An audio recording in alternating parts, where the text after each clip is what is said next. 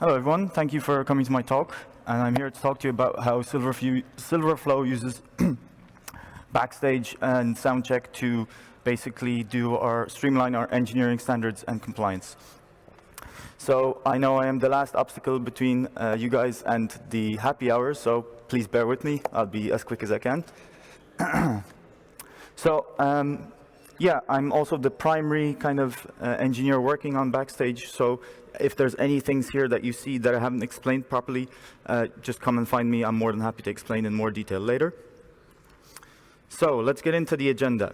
So I'm going to get into the background a little bit of Silverflow, the challenges that we kind of faced with implementing Backstage and what we were trying to kind of tackle with Backstage.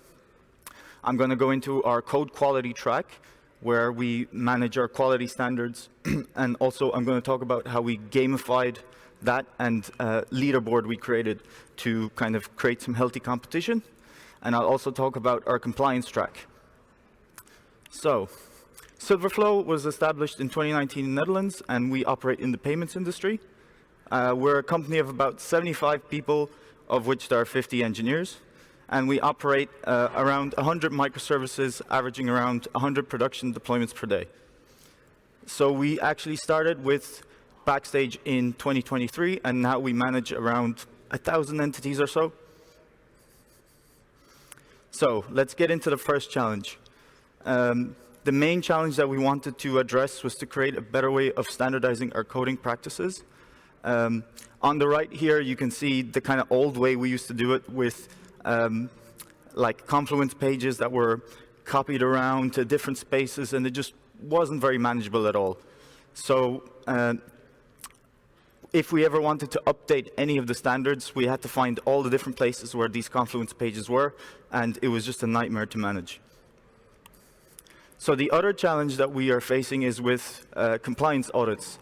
So essentially, as a company that's in the payments industry, we have to kind of follow certain frameworks and compliance standards. So this is very, very time-consuming for our engineers. So we wanted to create a way of making it easier for everyone, so that the devs can actually focus on writing code, which is what they're good at.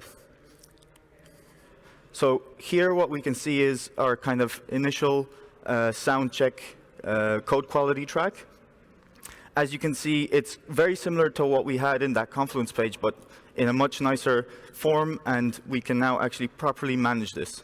So we have two main ways of tracking our code quality standards. We have the kind of automated standards, which we can derive programmatically, but also we have manual standards, which we still want to kind of make sure we're following, but there's no programmatic way of figuring out if we're actually meeting those standards or not. So we actually have a system in place where we have annotations, and these annotations determine whether these standards are being met or not. We actually expire these manual annotations usually twice a year, and that's because we do that because if you set these manual annotations once and forget about them, then the standards are kind of pointless. So how do teams actually manage these manual quality standards? Well, we built an actions tab on each entity, and essentially this allows you to press a button here that says manage, and that will actually take you to a scaffolder page. And that page is pre-populated with some form data that we get from the entity itself. The context there is used to populate some fields, and you can see here. Eventually you get to the scaffolder, and in the scaffolder you have basically a questionnaire. You fill out if you're meeting the specific quality standards.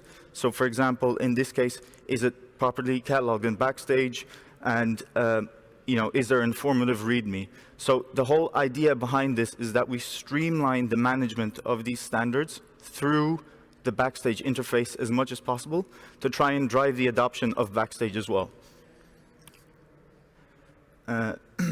So in the end, with these scaffolder jobs, the teams have a merge request that gets created, and the annotations are updated in place. So actually, you can manage these standards without having to use a terminal or anything at all.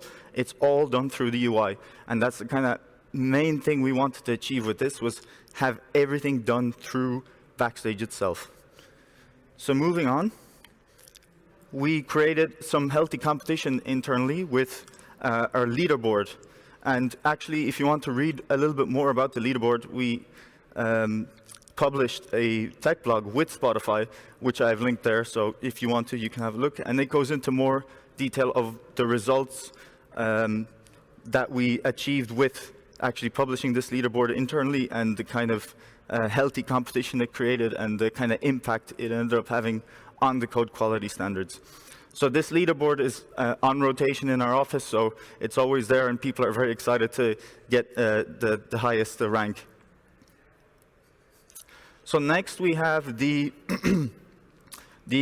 compliance track.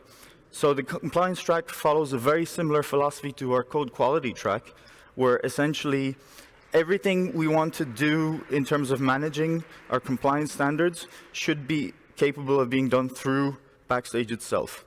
Now, it's a little bit different here, because the code quality track, a lot of it is managed by annotations on an entity to say whether you're passing or failing a specific check.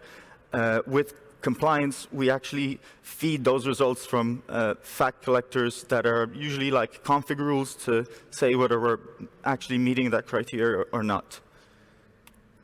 So because compliance is a set of rules or controls that we need to adhere to, we have what we call a detailed risk assessment, which is following along from the same kind of concept we have of managing everything through the UI. You can basically execute a DRA from the Actions tab, just like managing quality standards for the quality track. And this is a questionnaire, which is also a scaffolder form, which asks you stuff about your entity that is important for compliance-related reasons, such as does it store data, what kind of data it stores, and the output of that essentially is a compliance rating, and it's also a risk assessment, so, a business impact assessment. So what that means is it lets us categorize this entity to then later know how to treat it if a certain control is passing or failing. So another thing I wanted to highlight was any failure in the compliance track is a JIRA ticket that's created. We really, really wanted to make sure that what you see in SoundCheck is somehow allocated as a ticket to a team to take action on. This is very important in compliance because it lets us track all the work that's needed if something is failing, and then it's way more manageable. And finally, putting all of that together, we have our audit dashboard. And this is the primary way for our compliance team to kind of keep track of where we stand in terms of compliance for our most critical services. This is what they can use to kind of go and reach out to teams and essentially say, hey guys, we have an audit coming up. What do we need to tackle first of all to get compliant in the things that we need to? And yeah, that's pretty much it. Thank you very much.